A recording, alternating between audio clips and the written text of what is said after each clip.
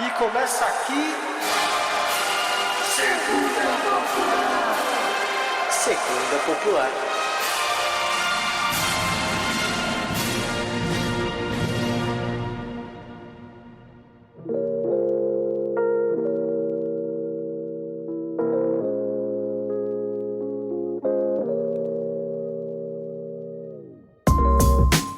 Fala, galerinha do mal, tudo certo? Sejam bem-vindos a mais um grande episódio do Segunda Popular. E hoje, um longínquo ano de 2010, um filme meio esquecido assim e que voltou à tona agora, por vocês vão entender o porquê durante o episódio, né? Vamos falar de A Rede Social, o grande filme do Facebook. Frog, você já tinha visto? Eu vi na época que saiu, assim, mas eu não toquei nesse filme durante muitos anos, assim. Você chegou a ver isso na época? Mano, eu já tinha visto. Quando lançou, acho, ou pouco tempo depois, assim, eu lembro que eu vi faz tempo.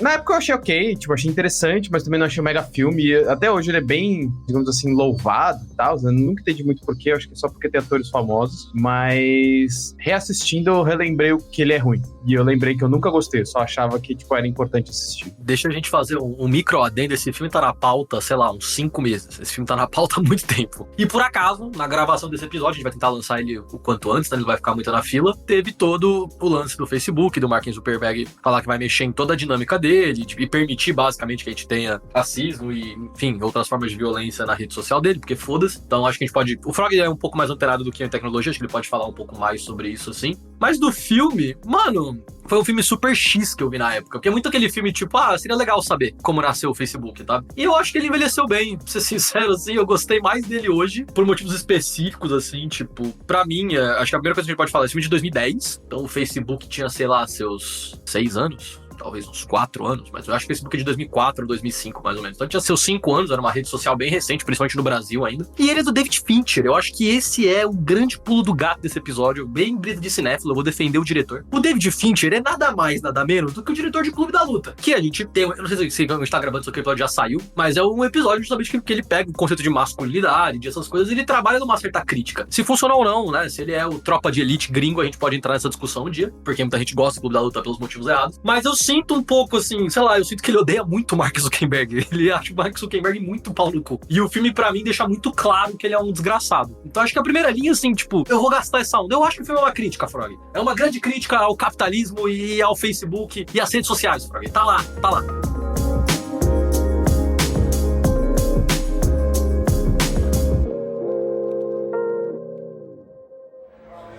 Quer comer alguma coisa? Eu sinto muito se você não se impressionou com a minha educação. E eu sinto muito por não remar, estamos quentes. É melhor sermos só amigos. Não quero ser só amigo. Só estava sendo educada, eu não tenho intenção de ser sua Eu amiga. tô sob pressão com a prova de sistemas, dá pra pedir alguma coisa pra gente comer?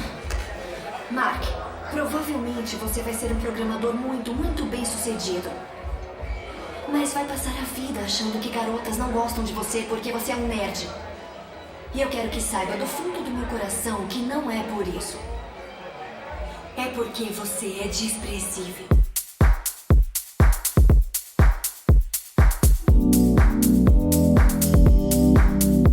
Eu concordo que ele retrata o Mark Zuckerberg como cuzão. E eu vou na linha de que é um pouco difícil não retratar ele dessa forma, tá ligado? Mas me parece muito, a impressão que eu fiquei agora, principalmente assistindo agora, é que o filme é mais da ótica do Eduardo, que é o antigo melhor amigo do Zuckerberg, que é retirado do Facebook, né? E processa depois o Zuckerberg pra, enfim, das ações dele e tal. Então eu fiquei nessa brisa de ser, tipo, a perspectiva dele. Por isso que é retratado dessa forma e tal. Mas, tipo, qual que é a grande questão, assim? Eu acho que é isso. O Zuckerberg, ele é um cara difícil de defender mesmo quando você tá tentando. E aí eu acho que o filme esbarrou nisso, assim. Tentar defender a genialidade dele, e aí no final ele não era tão gênio como o filme tenta, tipo, retratar, e aí o filme falha nisso. Ele não era inovador, e o filme, pelo menos, isso mostra que ele não é inovador, e ele era cuzão. Aí eu acho que o filme vai nessa linha, assim. Pode ser crítico à figura do Zuckerberg, mas não é crítico ao Facebook nem ao capitalismo. Cara, deixa eu fazer um micro adendo. Que é isso, tipo, vendo o filme você tem essa sensação, que eu já vou falar do que é, e eu fui pesquisar, tipo, pra mim, era, tipo, uma teoria comprovada por todo mundo, de que ele é neurodivergente, né, de que o Mark Zuckerberg talvez esteja no espectro espectro autista e tal. E aí, quando eu fui pesquisar pra esse episódio, nunca foi dito isso. Tipo, não existe um laudo, ele nunca falou isso, ele nunca disse que ele é neurodivergente. Talvez, sei lá, as pessoas, por algum preconceito, indagaram isso a ele. E eu sinto que o filme trata ele como uma pessoa, assim, trata uma visão muito problemática, inclusive, de uma pessoa neurodivergente. Então parece que ele tem dificuldade de entender o sentimento das pessoas, parece que ele tem várias linhas ali, que eu fiquei, beleza, talvez sejam coisas que a gente associa ao espectro autista, ou alguma coisa nesse sentido. Mas, assim, partindo do pressuposto de que o diretor achava isso e ele caracterizou o boneco desta forma, eu fiquei, caralho, questionável.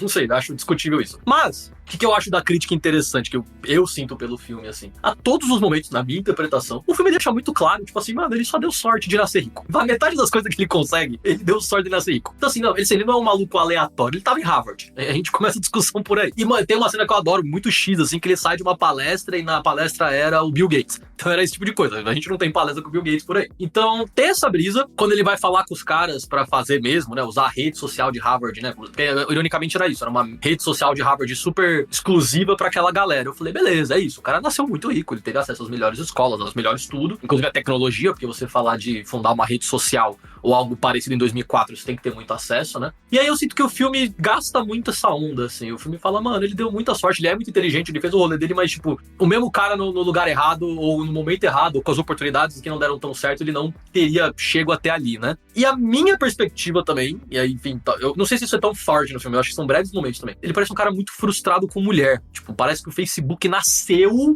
porque ele queria chamar a ex dele de alguma coisa. Ele queria xingar a ex dele na internet, e aí o Facebook nasce a partir da frustração que ele tem com a ex dele fala que curte uns caras, tipo, pô, você não rema, você não faz nenhum esporte, e na metade do filme ele tá remando. Eu fiquei, caralho, tipo, ele é um maluco que tem muita insegurança, ele tem muito problema com a ex dele, e com, enfim, essa insegurança feminina nesse sentido, né? E eu sinto, entre aspas, que o filme coloca isso, tipo, de uma forma válida, só que aí na metade do filme, a única menina que é a namorada deles, que é a namorada do Eduardo, é a mina maluca que põe fogo no apartamento dele. Eu fiquei, tá, calma, eu não sei muito bem o que o diretor quer me dizer com isso, entendeu? Então eu me perdi um pouco no meio do caminho, eu admito. O filme, pra mim, é ruim, né? Eu digo isso. Então, tipo, tem vários aspectos, assim, tipo, essa romantização da vida do Zuckerberg e do Eduardo, assim, acho meio bizarro, assim, tipo, tem várias cenas muito bizarras desse filme, né, diga-se de passagem. A cena dele codando o face mesh, né, que é, tipo, aquela primeira coisa que ele tá fazendo pra botar, tipo, foto de mina pros caras julgar, e, tipo, tratar ele como se ele fosse um gênio por causa disso, e é meio bizarro, assim, porque, tipo, pra quem manja de tecnologia, pra quem manja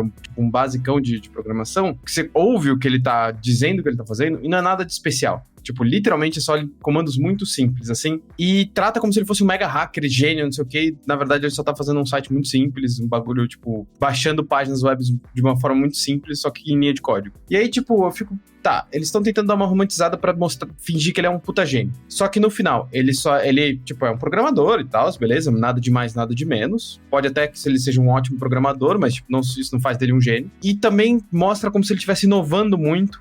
E aí eu acho que eles mesmos no filme, pelo menos ele mesmo cai nessa contradição de não é uma grande inovação, porque quando dão uma ideia pra ele de fazer um site lá de Harvard, ele já fala, mas tipo, isso é igual a outros sites. Aí eles falam, não, mas o diferencial é que é exclusivo. Aí ele vai lá, rouba a ideia desses malucos e faz um site que é igual, segundo ele próprio, MySpace, que seria exclusivo, mas depois deixa de ser exclusivo. Mas enfim, aí eu acho que o grande ponto é que esse filme mostra pra gente algumas coisas que pra mim eu acho que são pontos importantes de a gente abordar, que é essa compreensão falsa de inovação e de empreendedorismo. O Facebook em si não foi nenhuma inovação e é muito comum isso no mundo da tecnologia, principalmente, alguma ferramenta, alguma coisa ser tratada como inovação e, na verdade, esse tipo de tecnologia, esse tipo de serviço já existia há anos. O que acontece é que tinha alguém com mais dinheiro, com mais disposição de investir, com os contatos certos e, enfim, né, pagar usuários, jogar isso para usuários usar e promover a plataforma, que foi o caso do Facebook, né, tipo, no final o Facebook deu certo porque tinha um humano botando grana, porque tinha gente na disposição de fazer e porque foi uma ideia roubada, assim como outras muitas histórias do mundo da tecnologia. Então, esse filme, pelo menos, ele tem, eu não sei se é isso intencional, mas, tipo, pra mim ele já desmistifica algumas paradas do Facebook, talvez não intencionalmente, mas desmistifica. E aí, por isso que eu falo que, tipo, talvez ele esteja criticando de fato o Zuckerberg, mas não fica tão claro assim, então eu fiquei meio nessa dúvida. E aí eu acho que o segundo mito que esse filme também desmistifica é o empreendedorismo. O Facebook em si só dá certo porque tinha um humano disposto a bancar o que fosse, o que quisesse, sabe? Tinha um humano que o Zuckerberg falou assim, vou comprar um servidor novo por mais $1.000 E aí o cara, beleza, vai lá, vai tranquilo. Ele, não, eu já fiz. Tipo, foda-se, já tinha acesso ao dinheiro, já fiz, foda-se, gastei o seu dinheiro mesmo. E tinha um maluco falando, beleza, gasta aí. E aí, enfim, cai por terra muito, tipo, esse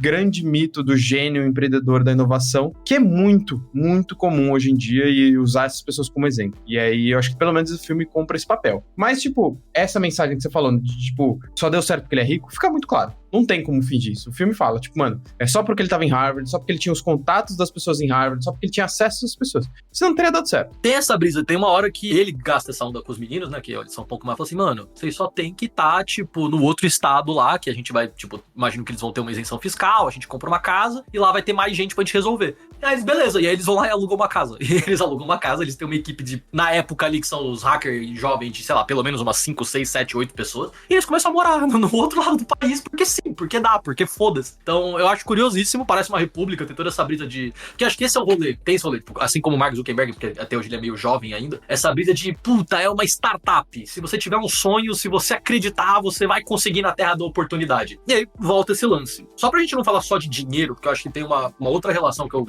li mais recentemente e me pega bastante. O dinheiro compra essas coisas, mas a gente tá falando muito também de capital cultural. E capital cultural é uma brisa que não adianta você ficar rico aos 30 anos. Não adianta você ficar milionário aos 30 anos pra cima, ou enfim, aos 20 que seja. Capital cultural vem muito da sua nascença. Então são coisas menores, assim, beleza, vamos supor que a gente aqui fica bilionário no que vem, eu e o Freud, foda-se. A gente não vai ter nascido falando 5 línguas. Porque quando você é criança é muito mais fácil você aprender várias línguas e você teve uma educação disso. E contatos, as pessoas te conhecerem, as pessoas saberem quem você é, você ter mais estudos, você poder pagar coisas desde cedo, você ter uma família que tem renome, você tem um sobrenome importante. E isso até hoje o dinheiro não compra ainda. Quando a gente fala do Supla, por exemplo, que eu acho o exemplo que eu gosto, que é um cara de 50 anos, que tem todos os lances dele, mas ele é nada mais, nada menos que um Suplicy e nada mais, nada menos que um Matarazzo. Então, nasceu com a vida dele ganho. Por acaso ele foi fazer punk, rock, mas assim, é muito difícil você não dar certo. O capital cultural trabalha muito nessa linha do tipo, a pessoa que já viajou o mundo inteiro com 15 anos, a pessoa que não faz... A gente, nós, o neo-pobre, né, a classe média, a nossa grande satisfação é conseguir aprender um inglês ou conseguir aprender um espanhol, quando os caras falam italiano, falam francês, falam qualquer coisa desde criança. Então, essa segregação cultural já existe,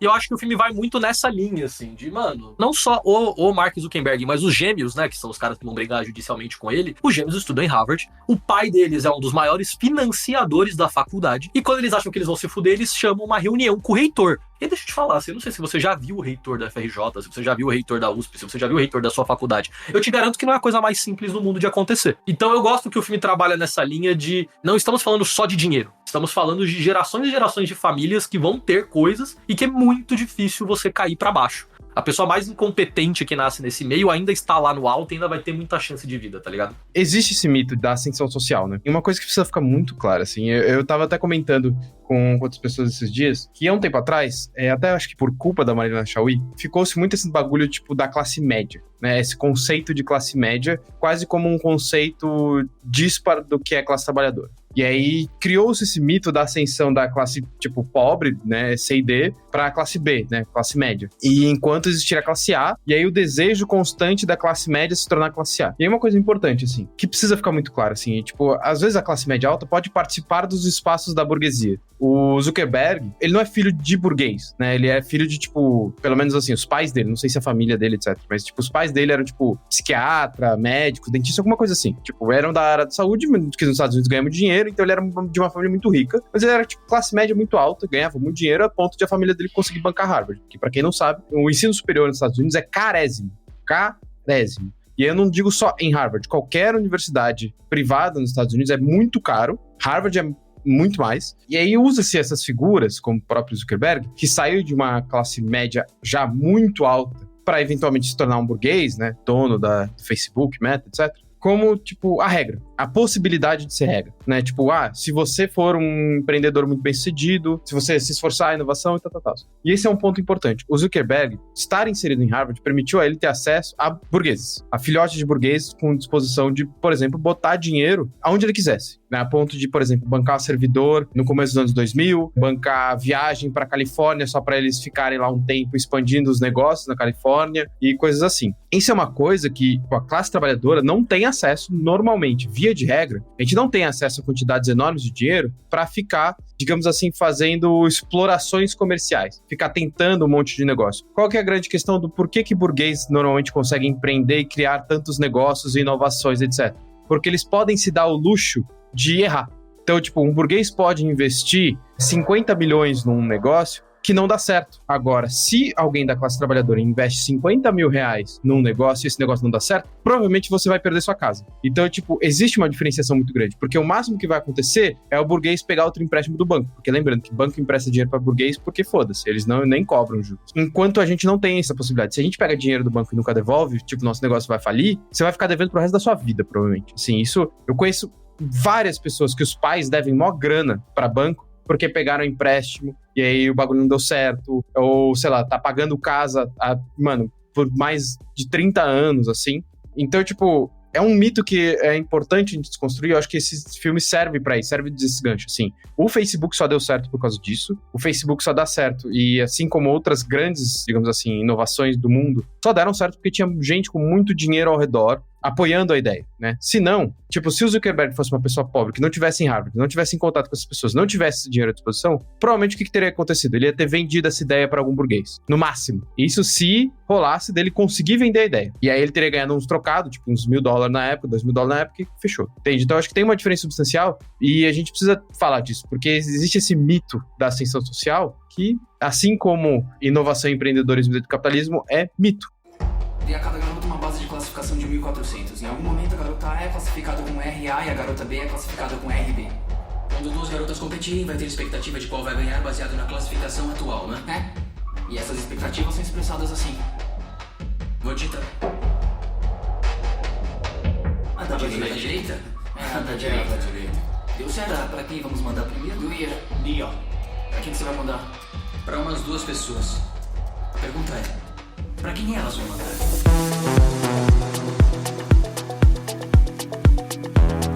Essa é uma linha que eu queria aprofundar mais, inclusive, porque isso, as pessoas confundem, não confundem por falta de conhecimento, mas porque existe esse discurso de confundir o que é um empreendedor com um autônomo. E aí nós vamos entrar em várias linhas dentro disso, são várias capas, existem vários tipos de autônomo também. Mas é isso, uma pessoa que tem 200 mil reais aí pra abrir um negócio, beleza, eu não tenho, você não tem, a maioria das pessoas não tem. Você pode fazer um empréstimo e tal. Só que ainda assim, é o que o Frog falou, o negócio tem que dar certo pra você comer de noite. O negócio tem que dar certo pra você ter uma casa. Se você precisa que o seu negócio, e o negócio é o seu trabalho, a gente volta na mesma linha de novo. Se você abre um negócio, mas você trabalha nesse negócio, esse negócio tem que dar certo pra você se sustentar, você continua sendo um trabalhador. Por que o cara pode botar 1 milhão num negócio da outra pessoa? Porque ele não vai trabalhar no negócio da outra pessoa. O cara que investiu no Facebook, seja o Justin Timberlake ou as outras pessoas que estavam ali, elas não iam trabalhar no Facebook, elas botaram dinheiro no negócio e o Mark Zuckerberg, junto com os outros, foram trampar naquele momento. E é por isso que você pode investir em vários negócios se você é milionário, porque você, se uma coisa, na verdade é como se fosse uma carteira de investimento. Se uma coisa não funcionar, você tem as outras, né? E justamente porque você tem tempo. Então, se você abre o seu negócio e tem que trabalhar nele, você não tem como abrir um segundo negócio, não tem como abrir um terceiro, um quarto, um quinto, porque você demanda da sua força de trabalho. Mas a gente tem esse discurso de coach, né? Um discurso, enfim, bem dessa linha de, mano, se você trabalhar, porque sempre essa relação do trabalho, né? Você vai ascender de pessoas que nunca trabalharam. E pra gente botar alguma atualidade nesse episódio, pra gente falar justamente do que aconteceu, assim, o Frog sabe de tecnologia, eu sei muito pouco, eu acho divertidíssimo. Tipo, eu sei que vai sair o Switch 2 da Nintendo. Essa é a minha grande diversão de notícias de tecnologia. Mas eu queria, tipo, não sei se o Frog quer comentar mais sobre esse sentido. Porque, sendo muito sincero, houve um pronunciamento do Mark Zuckerberg, eu acho que isso muda algumas coisas,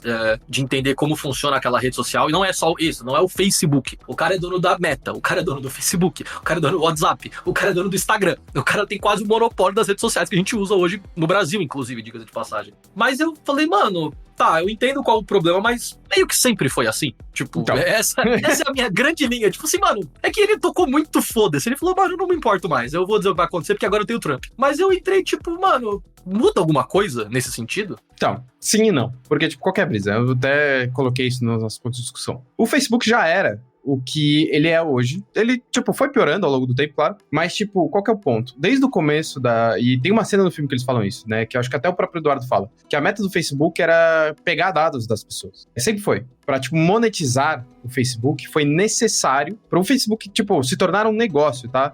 Sempre foi necessário pegar dados das pessoas e vender esses dados. Porque era assim que se faz, é assim que se faz publicidade, é assim que se torna um serviço gratuito de internet rentável. Esse é um método de internet, como funciona a internet. Então, tipo, isso serve para toda rede social, que não seja paga, né? Então, se você entra numa rede social e ela tem propaganda nela, saiba que é porque ela tá pegando os seus dados, vendendo para agências de publicidade. E esse é o método. Toda rede social hoje em dia funciona assim. Isso é Facebook, Instagram, TikTok, YouTube, seja o que for. Então ele já era isso. E isso é uma crítica que se faz às redes sociais há muito tempo já. Então o Facebook já era isso, o Facebook foi uma vanguarda, até posso dizer assim, nesse sentido. E o Facebook, ele sempre exerceu um papel político muito forte, seja nos Estados Unidos, ou seja na Europa, e seja até no Brasil. Isso tem, desde a segunda campanha do Obama, já teve muitos estudos sobre a relevância do Facebook, das fake news para as eleições. E qual que é o problema? A moderação do Facebook e de outras redes sociais sempre foi severamente criticada por falta de moderação,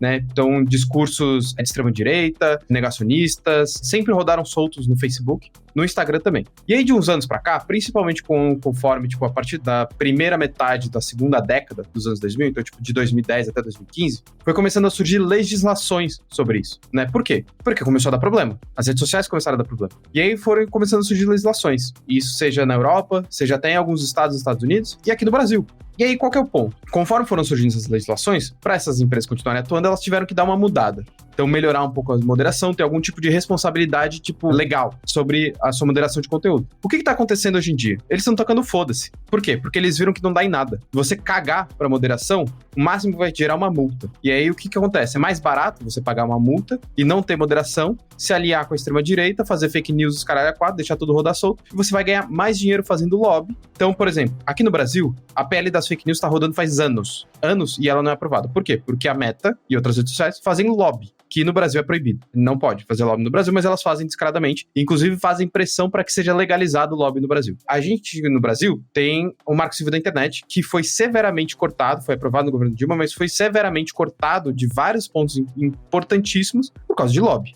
da Meta, que era a rede social mais importante naquela época. Não existia tanto TikTok, o Instagram não era da Meta, acho que na época. Mas qual é o ponto? Por que é uma virada importante esse foda-se que o Zuckerberg meteu nos Estados Unidos? Porque até então o Facebook, tipo, tinha uma certa responsabilidade com fake news e discursos negacionistas. Principalmente estados que têm legislação mais forte sobre isso, como por exemplo a Califórnia. Agora eles estão metendo louco. Agora que o Trump tá no poder de novo, eles viram, inclusive pela experiência do Elon Musk, que não dá nada se você meter o foda-se na moderação, que é o que aconteceu no Twitter. Eles falam, foda-se, é mais barato, a gente ganha mais dinheiro se aliando com abertamente se aliando com a extrema-direita, porque já tinha laços comprovados do Facebook, que é o grupo Meta como um todo, com a extrema-direita nos Estados Unidos e na Europa há muito tempo. Isso, inclusive, já tem documentário, já tem livros sobre isso, sobre como, tipo, as redes sociais promovem a extrema-direita, das mais diversas formas, promovendo conteúdo, ensinando eles a usar as plataformas, direcionando melhor as coisas que eles fazem. Então, no final é isso, o Zuckerberg metendo foda-se. E aí esse filme não fala sobre isso porque ele é de 2010. É quando o Facebook ainda tava mais começando a fazer isso. Mas hoje existem vários documentários, tem até documentário do Netflix falando sobre isso, velho. Então, no final, o Zuckerberg sempre foi um cuzão, continua sendo. O que aconteceu agora é que eles tiveram um sinal verde pra fazer o que eles quiserem, foda-se. E aí no Brasil, por exemplo, agora a gente tá vendo o Ministério Público dando uma pressionada pra ver se a Meta vai fazer isso aqui no Brasil ou não. Porque afinal o Brasil, apesar de tudo, tem algum tipo de legislação sobre isso. Bem fraca, mas tem. Talvez role uma pressão do governo federal, talvez role uma pressão principalmente do STF sobre isso. Mas eu duvido que dê alguma coisa. Vamos ver. Mas o máximo que vai acontecer é que fizeram que nem no Twitter, tirar do ar por um tempo. Mas enfim, é isso. Então, por isso que, enfim, o fato da gente não ter uma legislação minimamente boa sobre regulamentação das redes sociais no Brasil gera esse tipo de coisa, né? Gera esse pavor de fake news, gera bolsonarismo. E aí, quando a gente fala em regular as redes sociais, fica esse fuzuê de liberdade de expressão. E é isso. Quando a gente tá falando de redes sociais, a gente tá falando de empresas privadas que têm interesses privados. Quando a gente tá falando dessas empresas, são empresas que querem lucrar em cima da nossa população e lucrar em cima da classe trabalhadora como um todo, fingindo que são meio de comunicação, fingindo que são alguma coisa benéfica, quando na verdade não são. Se a gente quisesse meios de comunicação de verdade, a gente poderia fazer isso sem roubar dado de ninguém, sem expor a classe trabalhadora aos diversos riscos que essas empresas põem a gente. É isso, palestrei, né? Foi mal, mas eu acho que é importante porque quando a gente tá falando de rede social, é meio que o paradigma do século XXI, né? Tá se tornando o principal meio político, não à toa a gente existe, né? A Soberana existe, porque a gente sabe a importância da agitação de propaganda online, mas lembrando que por mais que a gente esteja online, quem controla a internet não é por vontade popular. Tem gente que é dono, tanto dos serviços quanto da infraestrutura da internet. E a gente tá à mercê dessas pessoas. Fazendo um paralelo de porque eu acho que a situação é diferente, quando foi o X, né, o Twitter, o Elon Musk, beleza, saiu do ar. E eu conheci, enfim, uma galera aí, tipo, uma meia dúzia de influencer que ganhava dinheiro no Twitter e essa galera se fudeu mesmo. E ok, assim, não é o ideal, mas é isso. Tipo, afetou isso. De resto, o mundo é um lugar melhor sem o Twitter. Eu fiquei muito triste que voltou. O Estado... Você que voltou aí pro Twitter, o Estado brasileiro te deu uma chance de largar essa merda e você recusou. Mas quando a gente fala do Meta, existe uma discussão muito mais ampla, né? Não sei se alguém usa, mas, tipo assim, você consegue mandar dinheiro pelo WhatsApp. Já é uma forma de pagamento. Enfim, tem muitos negócios que funcionam pelo WhatsApp. O Facebook, eu vou ser sincero que eu não entendo tão bem hoje qual é o tamanho dele. Eu sei que ele é muito relevante ainda, tipo, apesar da gente não usar, mas ele é relevante. O Instagram é a mesma coisa, diversas lojas e empresários e pessoas usam o Instagram como ganha-pão, né? Apesar do Instagram não dar lucro, mas o lance dele dá lucro. Então já acho mais improvável que a gente bloqueie o WhatsApp. Quando a gente bloqueou o WhatsApp um dia foi um caos, entendeu? Então bloquear o WhatsApp, bloquear o Facebook, bloquear o Instagram, acho mais difícil de acontecer, né? O Zuckerberg tem mais... Enfim, consegue queimar mais crédito nesse sentido contra um país. Só que é isso, tal qual tão bizarro foi da outra vez, a gente tá dizendo, contemplando, né, a força de um Estado soberano do Brasil, que inclusive é a oitava maior economia do planeta, contra um bilionário. É literalmente um bilionário dizendo o que ele quer ou não fazer com outro país soberano. É muito doido. É uma mudança de perspectiva muito grande do que é ter poder hoje em dia. E é muito explícito, tá ligado? Na pior das hipóteses possível, os Estados Unidos como país, eles ainda têm diplomatas, tá ligado? E eles vão lidar com o nosso diplomata. A gente não vai, né, não vai acontecer a loucura. Mas o bilionário não. O bilionário não se importa com ninguém. O velho da van, ele foi na CPI de terno verde. O bilionário, ele não se importa. Esse dia eu perdi a minha linha com a humanidade. Então, não sei muito bem o que vai vir disso. Vou ser muito sincero. Acho que o Frog tem mais perspectivas pessimistas do que eu, inclusive, por mais informações, né? Novas redes sociais nascem. A gente pode um dia gastar uma onda sobre o TikTok, que é uma rede social chinesa, que não muda tanta coisa no nosso paradigma, mas é uma outra nação tocando isso, né? Eu acho que um dia vale talvez fazer um episódio sobre o TikTok ou outras linhas. Mas fato é que eu, você e todo mundo que tá ouvindo isso tá dando dinheiro pros caras. A gente tá na rede social e a gente não tem como sair da rede social. As pessoas vivem disso, as pessoas trabalham disso, as pessoas, né, anseiam isso. É uma coisa que só vai aumentar nos próximos anos. E ou a gente se reestrutura como nação soberana e a gente faz leis que diz o que pode ou não, independente de você ser gringo, de você ser um bilionário, ou a gente vai ficar à mercê. Porque se a gente tivesse um pouquinho menos de legislação, se a gente tivesse um STF com um pouquinho menos de relação com isso, a gente ia ter o que o X fez. É tipo, foda-se, vai ter nazismo na rede social mesmo, e quem não gostou, foda-se. Inclusive, pra fechar, a grande solução do Mark Zuckerberg é as notas da comunidade. O que, tipo, é um grande jeito de dizer assim, mano, se você discorda que racismo é errado na minha rede social, você pode escrever uma nota ali dizendo, pô, eu acho o racismo mó errado. E então, tipo, é o máximo que o bilionário vai deixar você fazer, trabalhar de graça pra ele. Filmaço, eu gostei muito, me diverti muito David Fincher, você não me decepcionou, você vai me decepcionar em outros filmes que nós vamos voltar neles um dia, tá? O Justin Timberlake tá atuando, tá ligado? O menino que é o Mark Zuckerberg, que depois vira o vilão do Superman, no Batman Superman, incrível também, ele parece muito um pau no cu, ele é pau no cu com os próprios amigos, é impressionante. Então é um filme divertido. E aí eu vou na linha, mano. O Mark Zuckerberg, ele não gosta desse filme, diga-se de passagem, ele já falou sobre isso. Mas eu penso, tipo, acho que é uma tendência mesmo. Teremos o filme do Instagram, tenho certeza que deve ter o filme do Instagram, nós vamos ter o filme do TikTok, mas nós vamos ter o filme do TikTok, cara, vai acontecer. Nós vamos ter o filme do YouTube um dia ainda, eu tenho certeza. E que sejam diretores, pelo menos, que tenham alguma visão crítica, né? Senão a gente vai fazer, sei lá, o filme do Silvio 2. Eu discordo, eu não gostei do filme. Eu achei ele uma merda. Achei muito ruim. Aqui tem informação. Eu achei muito ruim o filme.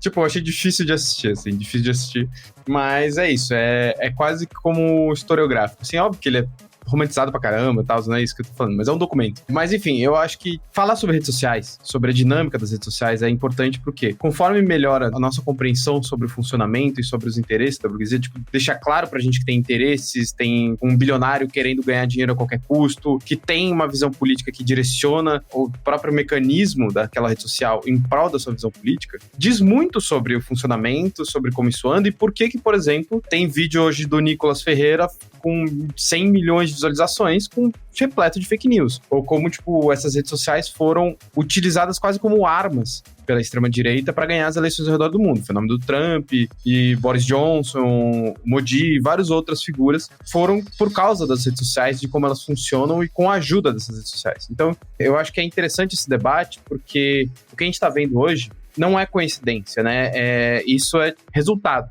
de política de agora 20 anos de Facebook no ar, e eles estão colhendo os frutos do que eles plantaram. Como o Terço falou, eles têm basicamente monopólio das nossas comunicações hoje. Tem negócios que dependem, e dependem fortemente de WhatsApp, de Instagram, para continuar existindo. E aí eu digo assim, não tô falando de grandes negócios, tô falando, da lojinha da sua tia que vende crochê na internet, tá ligado? É isso. Então, eu acho que é importante, é um debate que a gente faz um tempo já, porque é importante a gente repensar nossa soberania nacional no sentido de telecomunicações, de internet, de acesso aos nossos dados, da nossa privacidade, porque se a gente for ficar dependendo da boa vontade de bilionário gringo, a gente tá na merda. Então, eu acho o filme zoado, eu acho, há pouco tempo atrás eu falei pra alguém, assim, alguém tava falando mal do Elon Musk, eu falei assim, mas podem esperar, e isso eu digo assim, um mês atrás, assim, de uma conversa eu tava falando, pode esperar que o Zuckerberg vai dar uma merda daqui a pouco também, porque ele é maluco que nem o Elon Musk, ele só fala menos. Não deu outro, um mês depois tava aí. Então é isso. Foi, eu acho que a melhor previsão, assim, mais, Nostradamus que eu já fiz na minha vida. É isso. Não recomendo o filme, eu acho chato. Mas é bom pra debater. É isso. Deletem a sua conta do Facebook e se preparem porque vai piorar. Um abraço!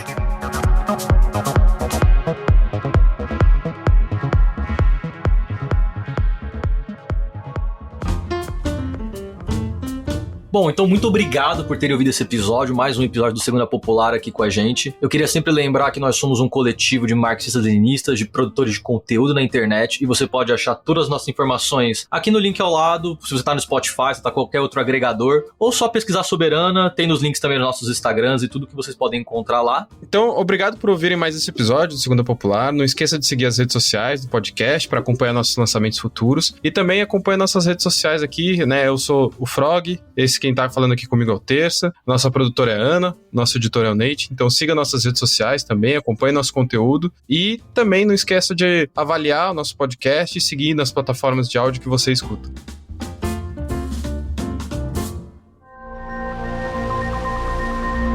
Este podcast foi editado por Nate Claymore.